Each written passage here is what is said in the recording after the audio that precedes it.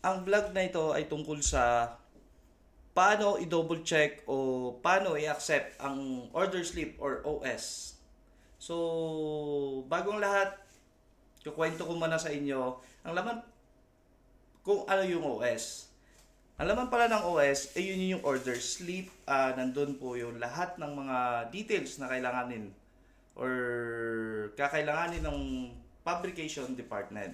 So, bago umpisahan, bago mo i-accept yung isang order slip, kailangan ma-double check mo kung nandun lahat ng mga pangangailangan mo.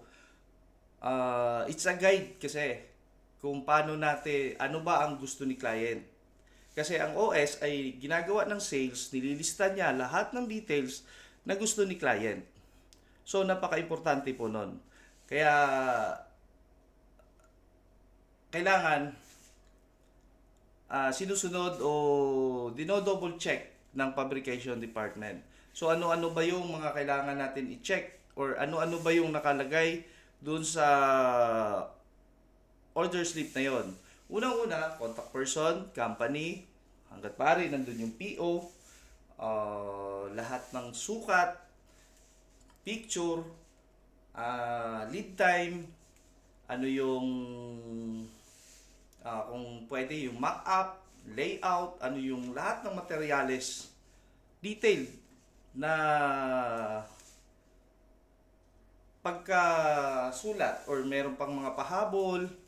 So dapat kumpleto 'yon. Hangga't hindi na kumpleto 'yon, wag na wag mong i-accept o wag na wag umpisahan yung trabaho. Kasi sigurado ako magkakaroon ng problema doon. Bago lahat kwento ko sa inyo dati kasi ako ang gumagawa doon. So, nung time na akong gumagawa, mabilis. Kasi ako yung nakikipag-usap sa client,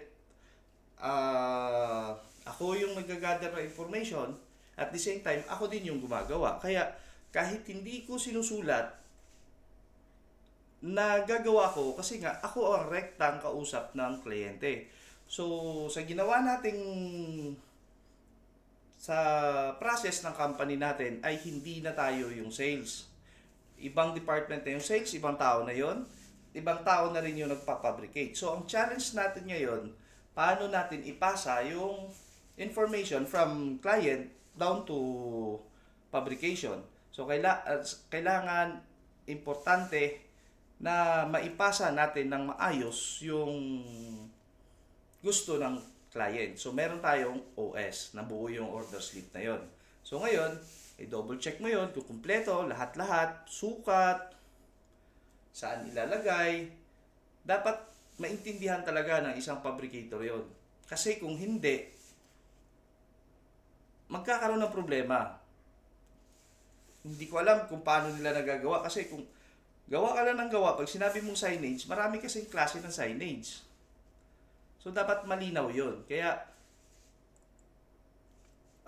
klaruhin talaga natin bago natin umpisahan. Kasi pag nagkamali yan, for example, Panaplex yung nagawa natin, eh yung gusto pala ni client is acrylic. Hindi natin kinlaro. So, ang consequences doon is malulugi tayo. Mayroon tayong back job, hindi pagkakaintindihan. Kaya, napaka-importante na naklaruhin natin yon.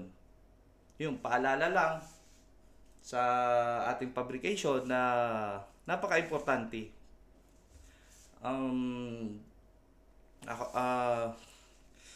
kaya pala natin ginagawa to. Kaya ko sinishare sa inyo yung mga natutunan ko na to. Kasi nga ayaw nating gusto nating maging profitable or gusto nating maging malupit or ayaw naman natin na yung mga empleyado natin ay hindi sila wala silang iisang sinusundang sistema. Magulo po pagka ganun. O, yun. Kaya pinipilit natin i-share, ginagawa natin ng standard operating procedure yung company natin para maging maayos ang lahat. So, ayun. Follow nyo pala yung page namin, GNB Dynamics Corporation. Uh, sa ngayon, nakafocus tayo sa mga corporate na client. So, watch out sa susunod. Abangan nyo sa susunod. Baka mag-open din tayo ng for retail naman. Kailangan nakafocus muna tayo.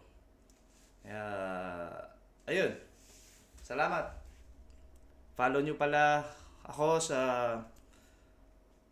ano natin, sa page natin, John Ray Gumahad, ang CEO na Tambay. Siya ka pala, ako si naniniwala na ang sistema na hindi na implementa ay walang kwenta.